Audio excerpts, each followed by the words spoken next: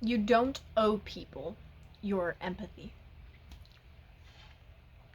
As an empath who has been used, abused, and taken advantage of, I used to have this unconscious pattern of empathizing with everyone I meet, being loving to everyone I meet at the expense of myself.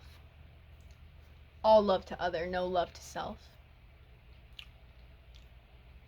And one thing I learned is that not everyone gets the privilege of experiencing your empathy and your empathetic self.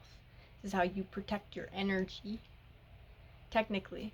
But for people who are going to use your empathy against you, who are going to take from you without giving anything back, without intending to give anything back, without the self-awareness to realize that they're taking from you and not giving anything back,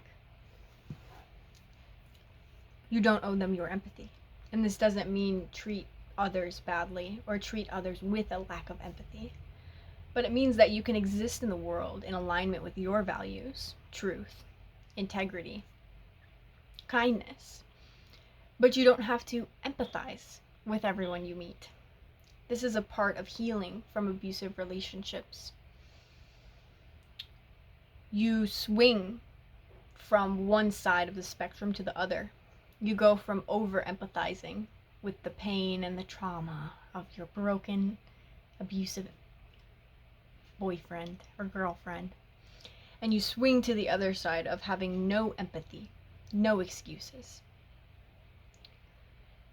And when you come back from this swing to both sides, you become integrated in both ways of being, what it is to over-empathize and what it is to under-empathize.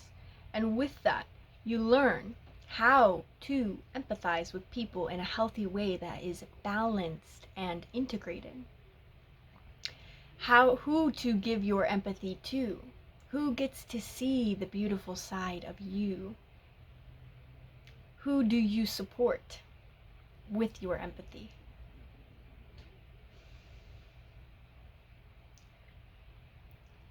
People use others' empathy against them a lot. Something that's earned, not freely given.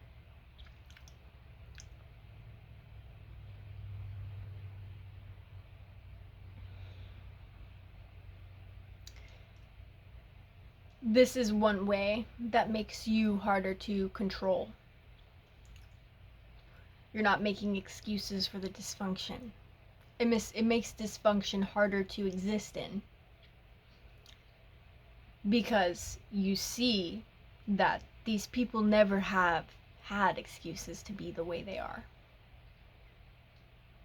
Some people are greedy. Some people are foolish. Some people want things that you don't want, because that's the difference between the empath and the abuser. You want different things. You want love and connection. The abuser wants control. The abuser wants to harm you, to isolate you. You just want different things.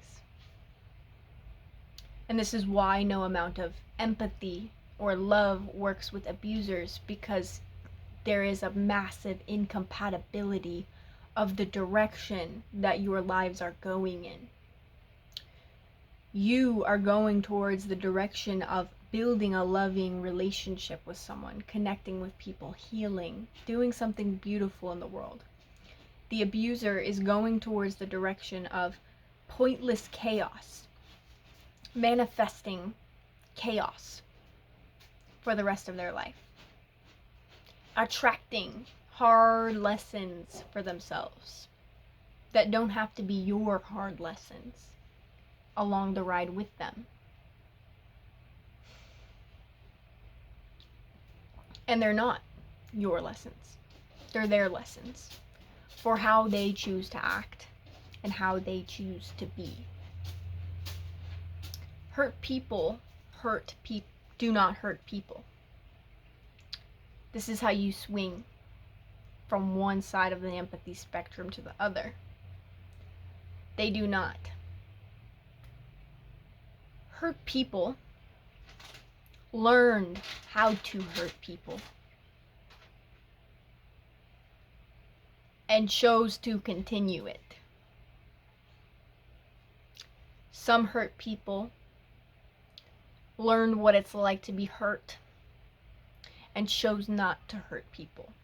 But it's always a choice, and it's also your choice to decide who you give your love and empathy to. This is how you truly understand people. When you exist from this integrated place, you are able to understand them clearly in a way that isn't overly judgmental or harsh, and in a way that isn't overly forgiving or loving. You're able to reach understanding, higher perspective, seeing people clearly for who they are. But this starts with seeing the self clearly for who you are.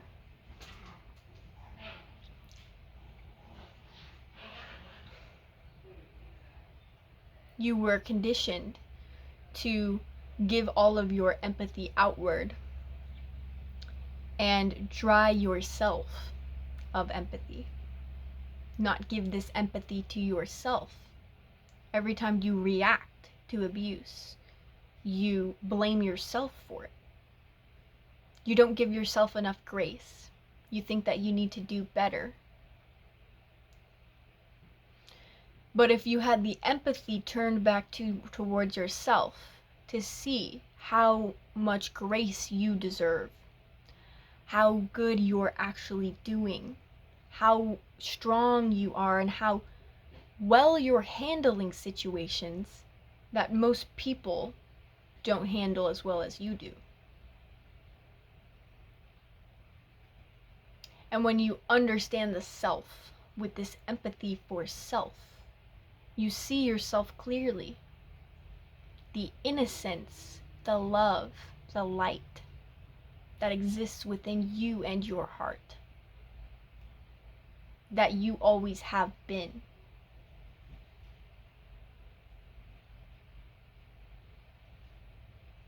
Now, the abuser could see this love and light in themselves as well. But there is so much fear of what they will see. Though pride is a big thing for greedy, foolish people, what they don't realize is that it takes one choice to surrender a part of your ego to stop being abusive, to grow. One choice to feel your shame, just as the empath has to choose to trust themselves. The abuser has the ability to choose to feel their guilt, to feel their shame, to admit that what they're doing is wrong. But you also have to admit that what was done to you was wrong. And that's a hard thing for some people to admit, that it's wrong.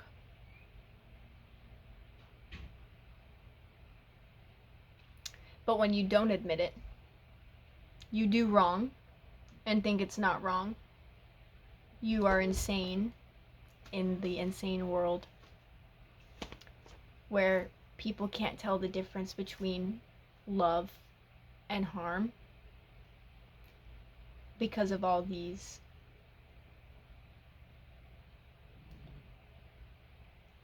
this comfort they choose that isn't really even comfort.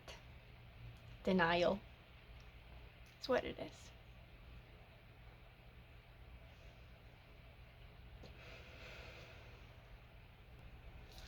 Abusers rely on you over giving your empathy to them and not to yourself. They rely on people making excuses for them. That's how powerless they are.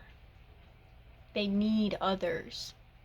They need the hive mind, the group mentality, the group toxicity. to sustain themselves, to exist in the way that they do. But you are strong. You're stronger than them, than people who need to exist in the hive, who need others to validate them to exist, who need others to excuse their behavior so that they feel comfortable. You are stronger than that. And you are going to do beautiful things in this world. I love you. Have a wonderful day.